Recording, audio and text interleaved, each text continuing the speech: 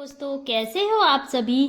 तो आज हम बात करेंगे बैसाख पूर्णिमा 2025 जो कि सोमवार को 12 मई को मनाई जाएगी। यह तिथि हिंदू पंचांग के अनुसार बैसाख माह के शुक्ल पक्ष की पूर्णिमा को आती है, जो कि धार्मिक दृष्टि से अत्यंत शुभ मानी जाती है। बैसाख पूर्णिमा को बुद्ध पूर्णिमा भी कहा जाता है, क्योंकि इस दिन भगवान गौतम बुद्ध का जन्म हुआ था।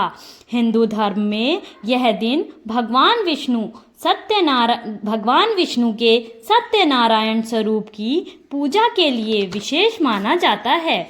तो अब हम बात करेंगे बुद्ध पूर्णिमा। बुद्ध पूर्णिमा कब है, 11 को या 12 को। तो बुद्ध पूर्णिमा मनाई जाएगी 12 मई को। और पूजा विधि इसकी यह है कि प्रातःकाल पवित्र नदी में स्नान करें, भगवान सत्यनारायण की पूजा और कथा का आयोजन करें, चंद्रमा को अर्घ्य अर्पण करें, व्रत करना और दान करना, इन सब का बहुत ही महत्व होता है।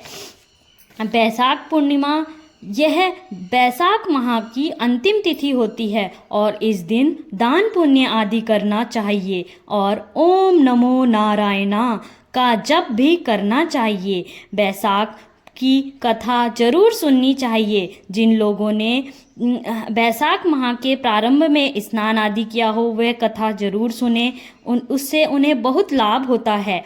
पूर्णिमा पर स्नान दान का महत्व बहुत है और बैसाख पूर्णिमा पर किए जाने वाले दान पुण्य अक्षय हो जाते हैं। पुण्य अक्षय हो जाते हैं मतलब इस तिथि को जो भी कार्य हम करते हैं वो बहुत ही महत्वपूर्ण होते हैं। पर इसके साथ साथ इस दिन भद्रा भी है। तो अब हम बात करेंगे बैसाख माह की कथा की।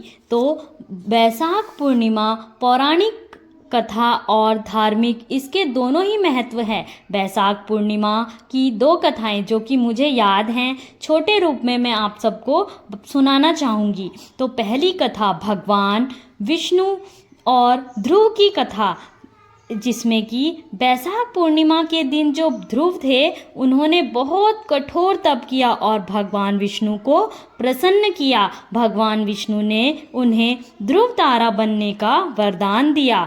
दूसरी कथा सत्यवान और सावित्री की कथा। कुछ क्षेत्रों में मान्यता है कि इस दिन जो सावित्री थी उन्होंने अपने पति, जो कि उनके पति थे सत्यवान, उनके प्राणों को यमराज से वापस लेकर आई थी और जिसके कारण यह तिथि पति की दीर्घ आयु के लिए व्रत के रूप में मनाई जाती है।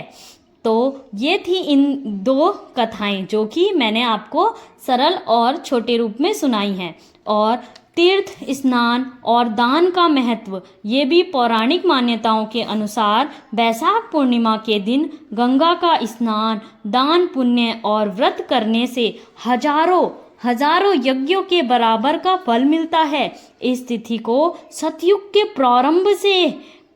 प्रारंभ की मानी गई है। अतः बैसाख पूर्णिमा केवल एक पर्व नहीं है बल्कि एक ऐसा पवित्र अवसर है जो कि जीवन, ज्ञान और मोक्ष से जुड़ी सभी महान घटनाओं को दर्शाता है। वो चाहे बुद्ध हो, ध्रुव हो या सावित्री हो या गंगा मैया का महत्व हो।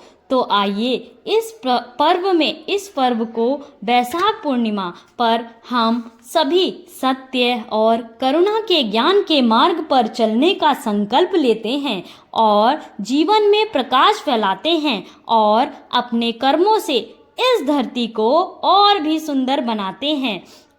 तो शिवानी राजपूत की ओर से आप सभी को बैसाख पूर्णिमा की बहुत बहुत शुभकामनाएं। धन्यवाद।